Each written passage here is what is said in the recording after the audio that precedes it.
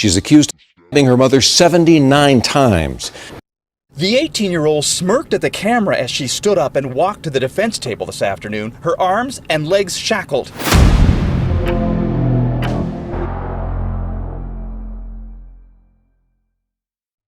Is she a serial murderer or simply a pretty girl? This was the unlikely combination that made Isabella Guzman famous online in 2013. Isabella entered her mother's bedroom with a huge knife, and her stepdad reacted too slowly. When Isabella emerged from the bathroom, she had a grin on her face and was covered in blood. At the age of just 18, Isabella had killed her mother in cold blood. The revelation shocked the internet, but some who knew Isabella weren't as shocked. After all, Isabella had a history of mental illness, mistreatment, which raised suspicions that the murder may have been avoided. But was it really possible? What caused Isabella to act in such a terrible way? And has she since changed? This tells the entire story of Isabella Guzman. Today's narrative starts in a tiny town named Aurora, Colorado. Colorado is a beautiful state. And because its rural communities are closer to the state's famed natural splendor, it's naturally drawing many outdoor enthusiasts and young families, like the Guzman family. Isabella Guzman was born on June 9, 1995, to Robert Guzman and Yun Mi Hoy. When she was 7, her parents divorced, but she continued to live with both of them throughout her childhood. They were amicable, spent a lot of time together, and even co-owned a photography business that they continued to operate even after they parted ways. Yun Mi, however, married Ryan Hoy after moving on in her love life. Isabella didn't like this at all and continued complaining to her mother that she wasn't doing a good enough job of filling in for her real father.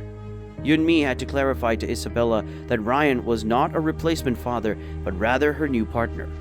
Yun Mi was still employed at the photography studio alongside her ex-husband. However, because all 3 of Isabella's parents struggled financially, Isabella felt increasingly cut off from her classmates as she grew up. Investigators looked into Isabella's early life, and it created a rather bleak image of her lack of ability to play or interact with her parents or smile. Everyone who knew Isabella, whether they were old or young, could see that she was sad, but they didn't understand why she felt animosity towards her mother. To provide for her daughter, Yun Mi was working 12-hour shifts. However, Isabella had never liked her mother. After Robert moved out when Isabella was 7, the two frequently argued. After a while, it became so bad that Isabella was sent to live with Robert in the hopes that things would improve between the two of them. But with Robert, it wasn't much different either. By the time Isabella was a teenager, her parents had repeatedly moved her around. Isabella then began to make it known that she didn't want them. When she first began to refuse their offer to accompany her to the photographic studio, she was only 10 years old. It wasn't any better at Isabella's school either. Although her grades weren't terrible, she always got into problems, argued with teachers, and felt uncomfortable. When Isabella was 18, she dropped out of school just before her final exams, which led to a new argument with her parents. Isabella didn't want to hear any of that, so she shut down after saying a few hurtful things. Her parents thought the argument was over, but a few weeks later, Isabella would do the unthinkable. In the early hours of August 28th, Isabella waited for Yun Mi to enter the bathroom so she could take a shower. When she did, she attacked her with a huge kitchen knife. Ryan rushed upstairs after hearing his wife's spine-tingling screams, but Isabella had shut the door. Ryan saw Yun Mi's blood practically flow through the bathroom door and into the hallway before his stepdaughter opened the door and emerged, holding a knife in her hand and staring into his eyes. Isabella runs down the stairs, opens the front door, and disappears into the dark night. Ryan attempted CPR on his wife while blood was pouring out of her, but it was too late and the police arrived at the family's house shortly thereafter. On the spot, Yun Mi's death was confirmed. Her head and neck were targets of all 79 stabbings. She stabbed her mother to death 79 times in the face and neck. After stabbing her mom about 79 times in the face and neck at this house in Aurora. Her daughter came very close to killing her. The cops discovered a baseball bat in the toilet and determined that Isabella had beaten her mother with it. Isabella had already left with her knife by the time everyone arrived at the home. It was critical to find Isabella since she could be crazy and capable of killing others. The Denver police responded when the Aurora police requested assistance, sending a helicopter to look for Isabella. However, it was locals who found Isabella the next day, less than half a mile from her house. and a witness phoned the police to report that they knew her from the news. She was immediately taken into custody, which is remarkable because she apparently still believed she could get away with murder despite having blood on her clothes. First-degree murder was the alleged crime against Isabella Guzman. She may also be tried as an adult, as she had only recently turned 18 years old. People demand the strongest punishment possible for the woman who brutally murdered her own mother. The first step was finished. Isabella was in police custody and couldn't hurt anyone anymore. The second step was more difficult since the police now had to comprehend Isabella's past and what drove her down the worst road a daughter could go. As the investigators spoke to Ryan about the months before the murder, they discovered a narrative much worse than that of Isabella's incessant misbehaving. When Isabella dropped out of school, her arguments with Yunmi reached an all-new level, and there were tantrums and outbursts of anger every single day. Ryan, who had known Isabella for a very long time, was shocked by her lack of respect for her mother. On August 27th, Isabella spit in her mother's face and shouted at her. She then sent her mother an email that simply said, "You will pay." In fact, Yunmi called the police that afternoon. When the officers arrived at the home, they spoke with Isabella and her parents. They then asked the parents whether they wanted Isabella to be detained overnight. But Yunmi stood up for her daughter and requested that the matter be closed, for the time being. Yunmi would be stabbed 79 times by her daughter less than 24 hours later. As more experts examined Bella's behavior in the past, the prevalent theory was that Isabella was untreated for schizophrenia. She preferred being alone to being with her family, even as a child. Her constant arguments with her parents would go from 0 to 100 in under a minute. As a result, their poverty and inability to provide for other children her age, Isabella's parents hoped that she would grow out of her bitterness. They thought that as she matured, she would see their problems and respect them for working hard to make ends meet. However, Isabella never truly grew up, at least not in the manner they had hoped. Throughout her adolescence, her mental health problems only became worse and worse until they finally broke her. One day prior to Yanmi's death, Isabella's parents took the most extreme action by reporting physical abuse to the police. Just hours before the worst occurred, everyone seemed to believe the matter was resolved and wouldn't recur again. That night, the police officers decided that if Isabella's parents were okay with her being with them, they wouldn't arrest her. Investigators even considered if this incident, which occurred so shortly before the murder, served as the crime's motive.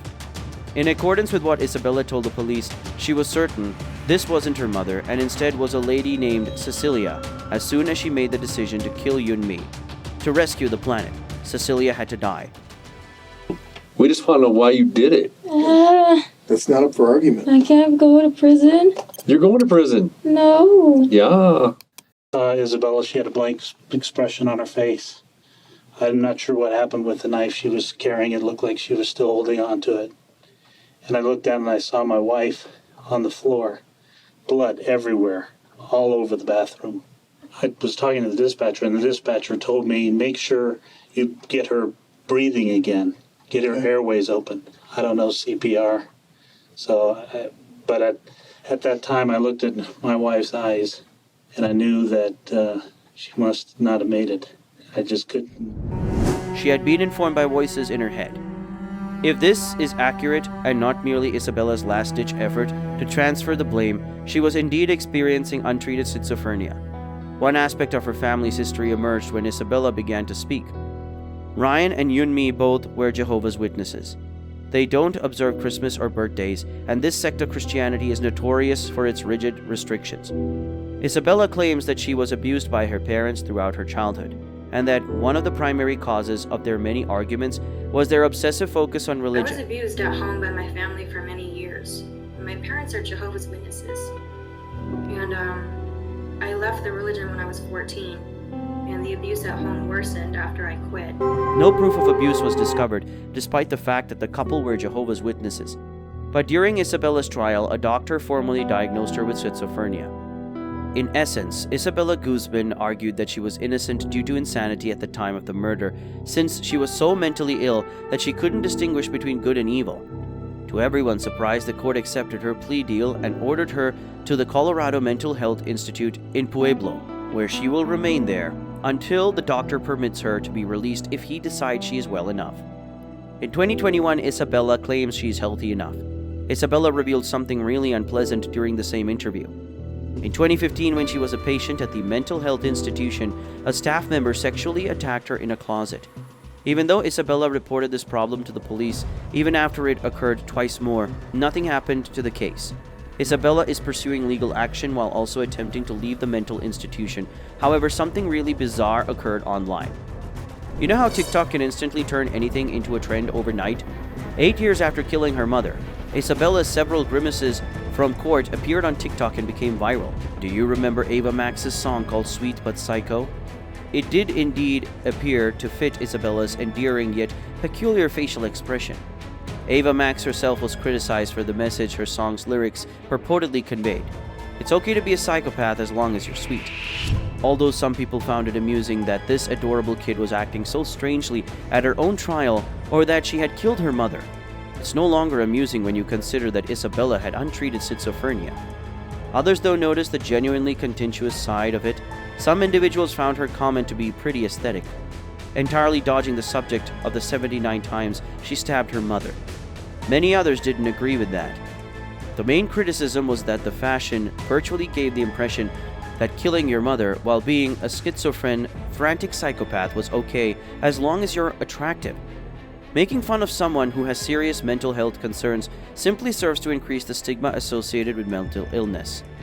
The practice did finally go down as individuals on TikTok and Twitter started criticizing those who shared Isabella clips, since we live in an age when stigmas should gradually fade away rather than be perpetuated. Isabella received authorization to leave the hospital for treatment appointments in June 2021. She appeared to be making a lot of effort to improve, and despite their bitter theory, she regrets killing her mother. However, it is unknown when or if she will be freed permanently. Thanks for watching, people. What do you think of Isabella Guzman's situation? Do you think she's well enough to re-enter society? Let me know in the comments. Before you leave, make sure you like, subscribe, and click the bell to hear about my next video.